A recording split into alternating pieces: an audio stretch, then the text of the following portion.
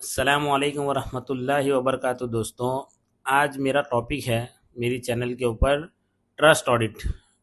Trust के audit के बारे में मैं बात करूंगा। मुंबई के अंदर जितने भी ट्रस्ट है उसके बारे में कि जो ट्रस्ट चैरिटी कमिश्नर मुंबई के अंदर रजिस्टर्ड है उनको अपना सालाना ईयरली ऑडिट करना कंपलसरी है। देखो, इसमें दो बातें हैं। एक तो होता है ऑडिट रिपोर्ट इश्यू करना, और दूसरा है उसको चैरिटी कमिश्नर की वेबसाइट पर जाकर ऑनलाइन अपलोड करना। पहले सारा अकाउंटिंग होगा, अकाउंटेंट अपना पूरा अकाउंटिंग का जो फाइनलाइजेशन है वो सीए को देगा, सीए उसको फाइनलाइज करके ऑडिट करके वाउचर्स सारे चेक करके उसका ऑडिट रिपोर्ट बनेगा। अब ये जो ऑडिट रिपोर्ट बना है उसको चैरिटी कमिश्नर की वेबसाइट पे जाकर ऑनलाइन लॉगिन कर कर उसको अपलोड करना है। अपलोडिंग में सीओपी सीए का सर्टिफिकेट मांगा जाएगा, ऑडिट रिपोर्ट और सारी रिक्वायरमेंट। अगर ड्यू डेट के बाद अपलोड होता है तो माफ़ी पत्र कि भाई क्यों लेट हुआ था, आइंदा से हम लोग नेक्स्ट टाइम से ऐसी चीज़ नहीं करेंगे, वो नोटराइज करके अपलोड होगा।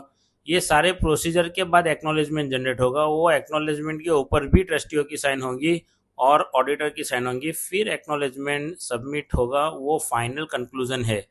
देखो, ये प्रोसीजर मैंने उसके लिए बताया कि अभी भी बहुत सारे सीए को ये प्रोसीजर मालूम नहीं है। मुंबई के अंदर बहुत कम सीए। देखो, एक तो सबसे पहला जब ट्रस्ट की बात आती है तो कोई इसके अंदर जल्दी हाथ नहीं डालता कि भाई ट्रस्ट का है, क्या पता मंदिर का होगा, मस्जिद का होगा, कि फीस भी कम होगी, ट्रस्टियों के अंदर मगजमारी भी होगी। ये XYZ रीज़न की वजह से जल्दी कोई ट्रस्ट के अंदर हाथ डालता नहीं है।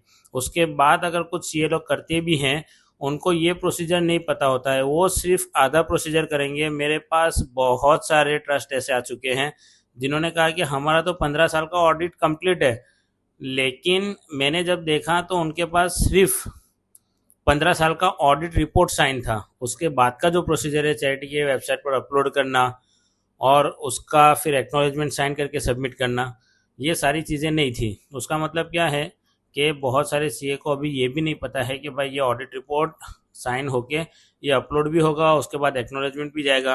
अल्हम्दुलिल्लाह अभी 31 मार्च ख़त्म हो गई। अब सारे ट्रस्टों के अकाउंट्स फाइनलाइज हो जाएंगे तो अच्छा है।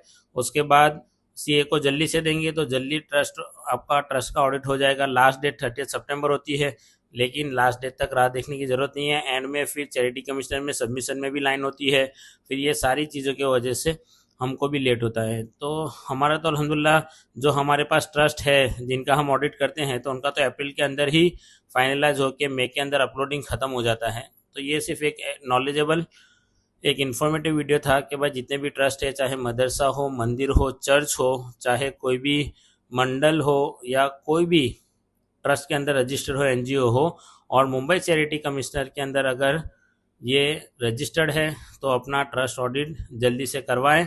और जितने भी जो है कि ये लाइन से जानने वाले ट्रस्टी अगर मौजूद है ट्रस्ट के अंदर तो उसको चेक करें कि भाई हमने जो ऑडिट रिपोर्ट सबमिट किया है उसके बाद अपलोड होकर जो ऑनलाइन एक्नॉलेजमेंट है उसके ऊपर स्टैंप आया है कि नहीं। अगर एक्नॉलेजमेंट अपलोड होने के बाद उस पर साइन नहीं है, उसका मतलब आपका ऑडिट रिपोर्ट सबमिट नहीं हुआ है। और अब तो चैरिटी कमिश्नर 1 साल का भी ऑडिट रिपोर्ट नहीं अपलोड करने पर डी रजिस्टर कर देती है।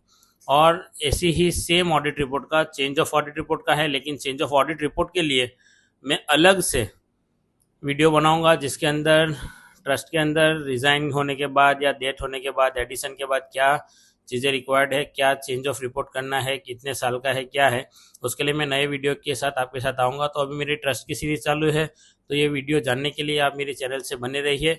It's a Javed Patel signing off.